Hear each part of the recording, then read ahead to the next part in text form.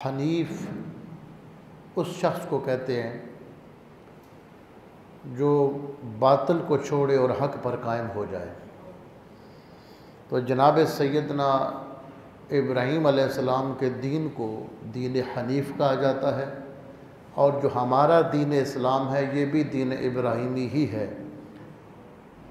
ابراہیم علیہ السلام کی جو شریعت تھی اسی کو اللہ رب العزت نے اس امت میں جاری رکھا، اور حضور علیہ السلام نے ملت ابراہیمی کی پیروی فرمائی، اور اسی میں وقت کی ضرورت کے تحت جو احکامات نئے صادر فرمائے گئے۔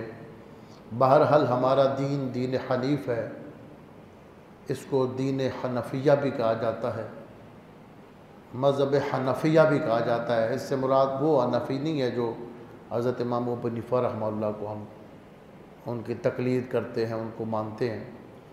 تو مذہب حنفیہ، دین حنیف، دین اسلام، یہ سارے اسی دین کے نام ہیں۔